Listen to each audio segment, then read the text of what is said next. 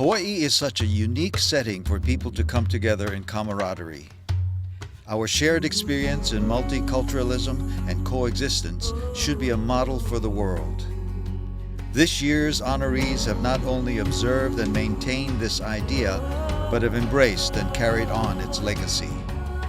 The Hompa Honganji Mission of Hawaii is proud to present the 2014 Living Treasures of Hawaii. Reverend Chikai Yosemori, Art and Rene Kimura, Reverend Ida Keliʻi Chun, Robert Hamada, and Dr. Samuel Gon.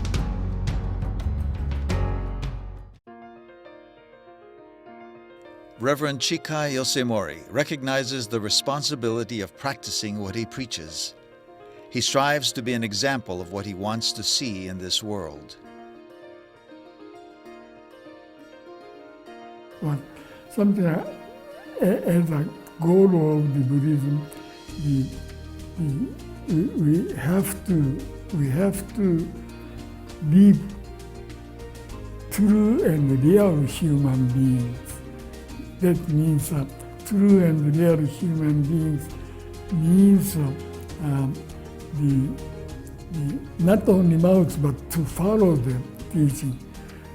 Of course, I wasn't able to do such things, but at least we can try. But anyway, the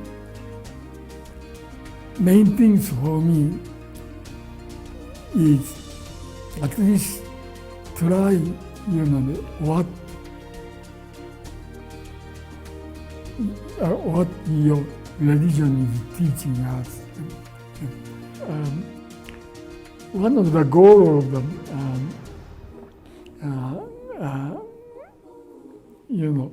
the Buddhism is the karuna and maitri. Karuna is taking away from suffering from other people, and maitri is giving happiness.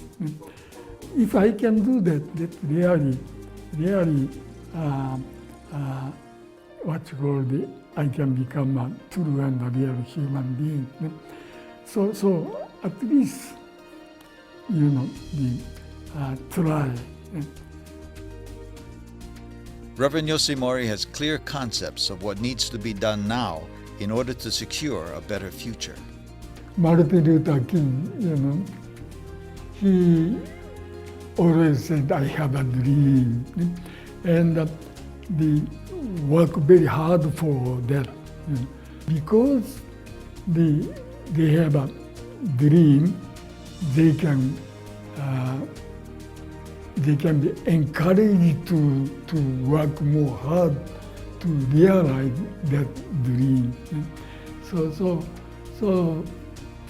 for that, we must have we must think of the future.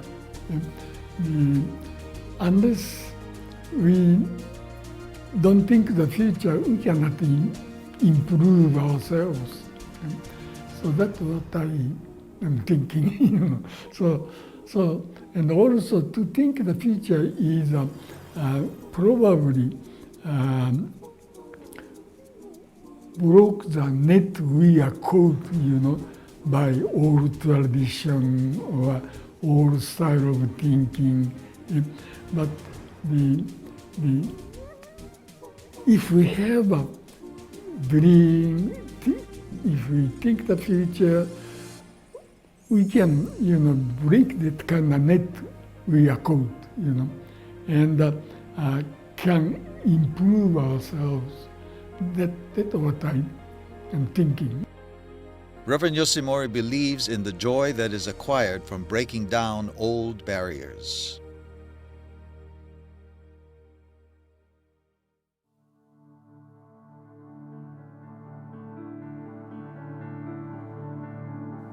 Art and Rene Kimura firmly believe that the responsibility of educators extend well beyond classroom walls.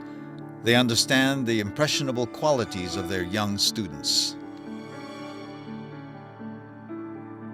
I feel very fortunate that we are sought for our opinion on how we see the trends and how we feel that problems need to be addressed, and education and the delivery of education to our children has to adjust big time so that our children are prepared for their futures. One of the big ways of preparing children for their futures is to allow them to be open-minded and curious about what the world has to offer to them.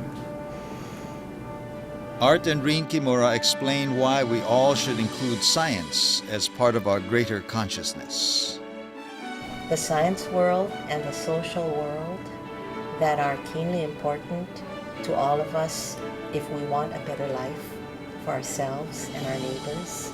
You have to understand the science behind waste, behind air pollution, over-consuming, ocean safety, ocean acidification, all those things that are real problems for today and our future. And then you have to also tie that to the social world. What's going on politically, economically? How ethical are we in our daily living, in our decision making as public people or private people? So education, again, is, to me, in a nutshell, the key for each person to provide themselves and the people they love with a better life. I think it's so important to integrate all that we can as learners. One evolutionary aspect of education that has come just recently is the whole issue of education for the human-made world. The question becomes, when we all turn on the faucet, do we know where the water came from? How does it get clean? When you turn a light switch on, how does it work? Why does the light turn on? So this whole question, we live 99% of our time in the human-made world, and yet how much of our education is directed toward making us understand how to live effectively in a human-made world, where many consumer products today are made by machines. We're not relying on the human to actually make the product. And so we need to understand that, and in order to better our planet, a better understanding of that would really help everyone. Art Kimura rises up to the challenge of doing things right the first time. We cannot change the world, but we can have an influence of maybe one student, one teacher at a time, and in turn they will make an impact on many others, a geometric impact.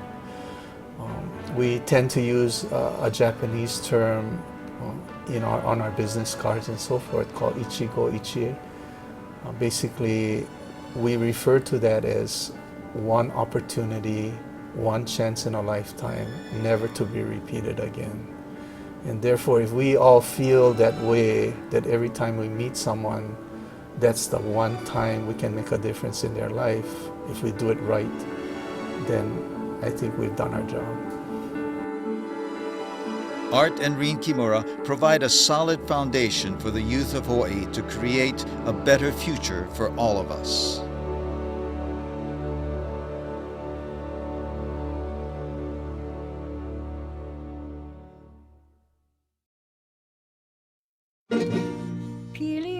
Reverend Ida Keliʻi Chun, affectionately known as Auntie Keliʻi, has music in her heart and soul. She's always quick to share a beautiful tune. She just enjoyed herself, enjoyed singing, and I guess her friends, camaraderie with her friends, and people would just come and, like Auntie Genoa. Auntie Genoa was one of them. Always call here to come out and do some gigs with her. She just loved it, yeah. I asked her that one time, and she said, it just comes to her. Yeah. When, like when we have a verse at church, and then she researches, and the song just comes. Like the song, Eku Aloha. I asked her about that. She wrote that song when my niece was born, and she always had it wide, sparkling eyes. And that's how she wrote the song. Which we didn't know until she started singing it for us. What? So then when Kamehameha Songfest did it, and so I asked her, and she said, oh, you know, she always had a sparkling eyes. Tutu, come on, let's sing that one. You know, it's so nice there. And you know, you tell them what the meaning of what you're going to be singing like that. That takes a lot. Her daughter Puanani recalls all the pieces falling into place for Auntie Keli'i's musical mentorship. Talking to us, and I told her, I says, you know, Uncle is with the Kupuna program. And he says, yeah, Keli'i, why don't you come and, you know, join the Kupuna program? She said, oh, no, I don't know anything about that. Ole. And I said, Mom, that's a good idea. You know, we're all not getting younger, we're getting older, and you know, you don't know how long you're going to keep playing. You're going to be singing, but you know, going out to play music. And so she said, well, what do you think? She told me. And I said, I think so. You know, why don't you just try? So we went down, she went down and put her name in. And lo and behold, they gave her Keliʻiokalani, where she graduated from, you know. And that was it. She just loved it. Being with the children and just teaching them the values of, you know. She just loved it. Auntie Keli'i is a prime example of how destiny sometimes chooses you.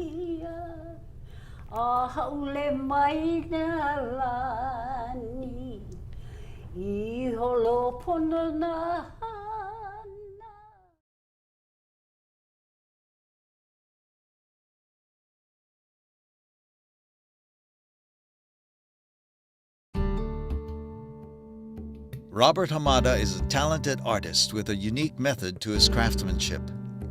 He has the ability to see beyond the obvious and extracts wisdom from the obscure.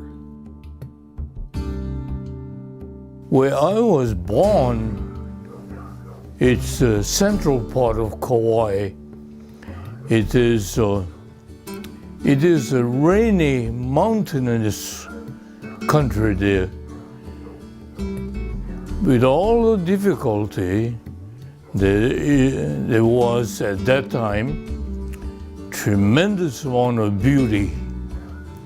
There's even today, there's a waterfall that drops 3,500 feet from the top of the mountain down to the very bottom.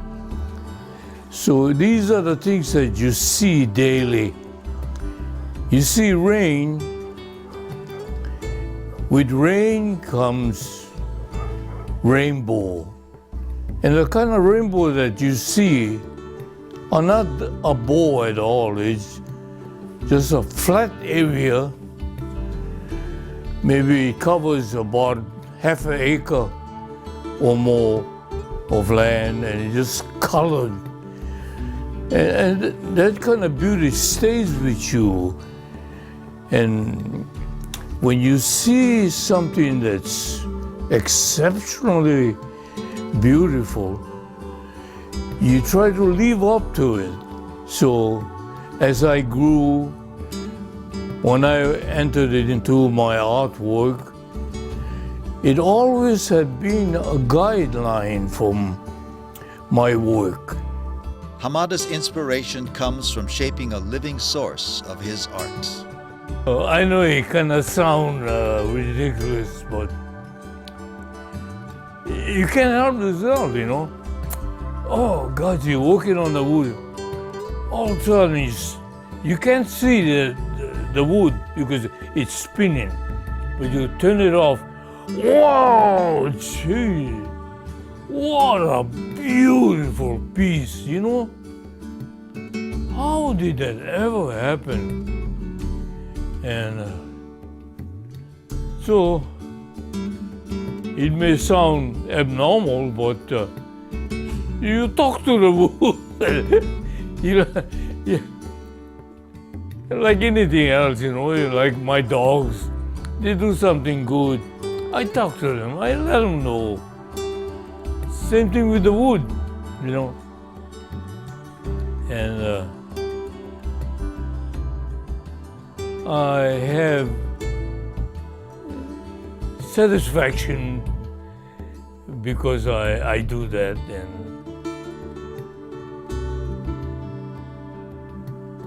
and I guess the wood rewards me.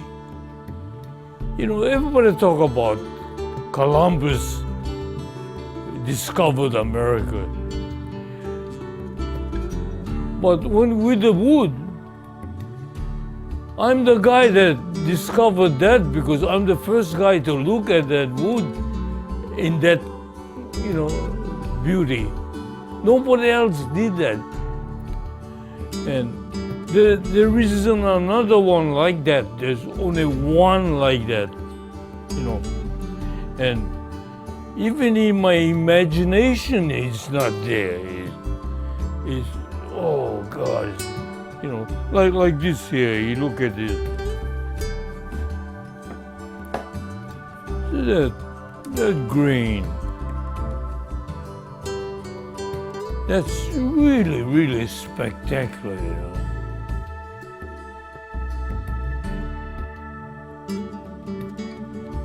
Hamada reveals intricate beauty through his art and through his insight.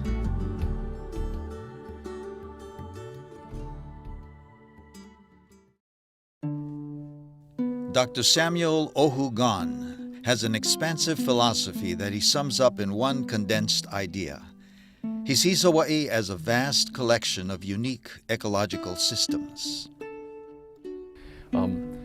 Sense of place is really important in Hawaiian thought, and the living things of the place are just as important as the built structures in determining what that place is all about.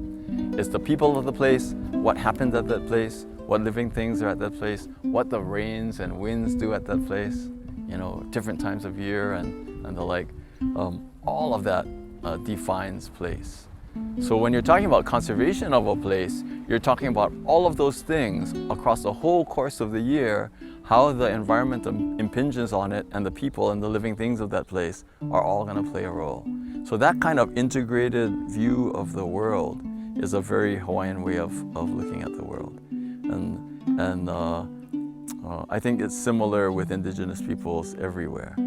So whenever I'm walking along a trail like this and I see a particular fern popping up, I'll be thinking, oh, kilau bracken fern, you know, emerging above uluhe. And kilau is the kino of the pueo, and the pueo is the kino of the aumakua of my kumu, John Lake. You know, and so all of those thoughts are just flashing through as you do that kind of thing, to examine every kino of every presence that's up there in order to determine the actual health of the place. So that kind of thing is just joyful to participate in, and when you teach it to others, and when you offer that viewpoint, it seems a little strange to people at first, but it's a kind of intimacy that allows you to say, oh, here's kolea, and this kolea is one of the favorite hosts of the Hawaiian happy-faced spider. And they would like a leaf just like this, and you turn over the leaf and there's a happy-faced spider under the leaf, right? And the jaws drop, and from then on you're considered a demigod, right? because you called it. It's almost as if that spider didn't exist under that leaf until you mentioned it, and then turn over the leaf. And maybe it was just dumb luck, but it's also a product of having been out there and taken the time to just pay the attention. And you know what do you pay attention to? You pay attention to stuff that you love. Dr. Gon explains why being out of the ordinary can be a very good thing. I was always considered a bit of a nerd, and like when you get a letter in math, you're not your typical student. So in Hawaiian terms, that's an e'epa. E'epa is either strange looking or strange acting person. And in some people's view, if you run into an e'epa, you go, oh man, my day is shot, right? Because that's going to kind of determine the nature of your whole day. On the other hand, the e'epa were famous for healing, largely because, and I think, is because being not quite normal themselves, they were good at detecting that in others and in helping them deal with that. And so in Waolani, which is the little side valley in one with the very stream that I used to play in, was famous for its e'epa. They had healing heiau in that valley, and I didn't make that connection until much later. Right now, I'm the kokumu in a halau. I teach the oli in that halau, and my kokumu, my healani wang, teaches the hula in that halau. And we laugh among ourselves and says, this halau attracts e'efa, And chant especially, I think, because chanting, Hawaiian chant is not a typical thing, right? It's not like singing, it's a different set of vocal characteristics. And the ideas that come through in Hawaiian chant, especially the ancient chants, are sometimes quite mystifying. You don't know what to make of it. You do the literal translation and it does not make literal sense. And you have to think about the kauna of the things and the strange side meanings and connotations of words. And so it helps to have an unusual outlook on life to take oli, I think. I think other oli practitioners would agree. Dr. Gon warmly embraces the distinctive culture, traditions, and landscapes of Hawaii.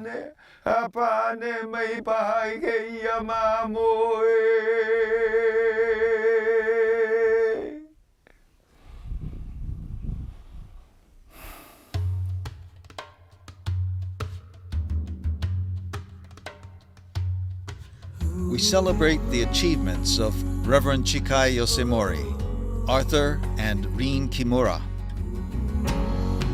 Reverend Ida Keliʻi Chun, Robert Hamada, and Dr. Samuel Gon. They are living examples of wisdom, compassion, and beauty. They are living impressions of hope for our future. They are living treasures of Hawaii. May they inspire us to cultivate our own unique gifts so that we can perpetuate the spirit of aloha throughout our beloved communities.